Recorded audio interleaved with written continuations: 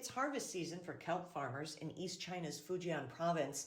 Kelp seaweed is a popular ingredient in Asian cuisine, where it's used in salads, sushi, or even eaten as a snack. The nutrient-rich plant is mainly exported to Southeast Asia.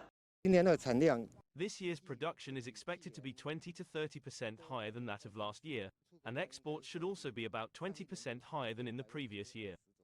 In Fujian, another major kelp production base in the province, farmers are also expecting a bountiful season this year. The city exported 30 tons of kelp products in Q1 this year, an increase of more than 90% year on year.